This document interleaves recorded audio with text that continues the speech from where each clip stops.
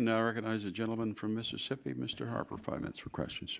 Thank you, Mr. Chairman. And Mr. Morris, you testified earlier almost like this was a Mississippi and Alabama issue, and then you expanded it to a few more states. But according to USDA, there are at least 9 states that participated in a catfish farm survey. Those states were Alabama, Arkansas, California, Georgia, Louisiana, Mississippi, Missouri, North Carolina, and Texas. So it's much more than just Mississippi and Alabama, you'd agree, in that situation. And when we look at this, and Dr. Jones, there's no duplicative activity here. FDA doesn't inspect anymore, correct? Correct. So we're only talking about one program. And you would agree that if this was transferred back from USDA to FDA, there would be costs for FDA to do that inspection, correct? I couldn't necessarily identify what those costs would be. It would be integrated into part of a much larger program.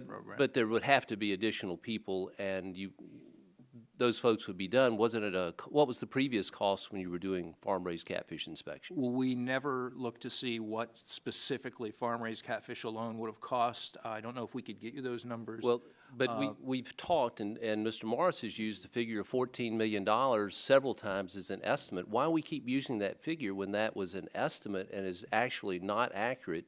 And the cost now is about, what, $2.6 million, which is estimated to be about $1.4 million more than maybe what FDA was doing, projected. But I want to point out this was earlier in the year, back in probably in July.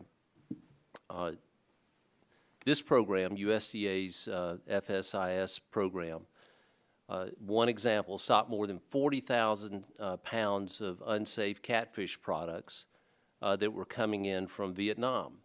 The shipment tested positive for malachite green, which is a drug that could have possible carcinogenic effects. That was caught. Now, if it's low risk and not considered a priority in FDA, if FDA had it, that's not something you would catch in your 100% electronic testing. Correct? Because you're not doing a sampling 100%. Is that a fair statement? Actually, it wouldn't have been caught through surveillance sampling necessarily for that particular shipment, but it would have been on an import alert and would have been stopped, and it would not have been allowed entry without having been tested. All right. That's your belief, but you're not capturing everything that comes in because you don't personally inspect, even on the seafood that comes in now, everything. Is that a fair statement? No, we do not inspect everything. That's the purpose of HACCP, is to avoid having to inspect everything and eliminating good food from the food supply. The main point being here that we only have one program right now for catfish, farm-raised catfish inspection, and that's through USDA. And would it be fair to say, Mr. Morris, that until there's been enough time, because this started, what, officially April of this year, you can't do a GAO study right now. You would delay a little bit to see the effectiveness of a program. Is that a fair statement? We're taking a look at, the ongoing implementation. It's a phased-in implementation over about a 1.5 year period. So sure. We're taking a look at to be up fully operational, and you'll look at that.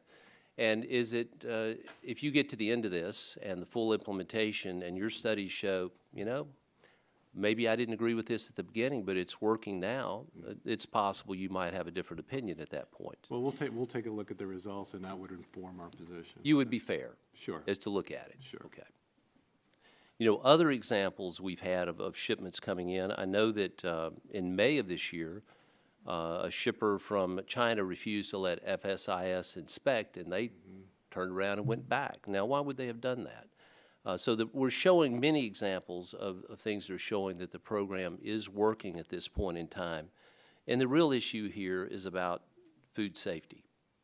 And so it may be something that's considered a low risk, but if families in this country are eating farm-raised catfish, we want to make sure that it's safe for that family. It's a high risk if you're eating something that is contaminated.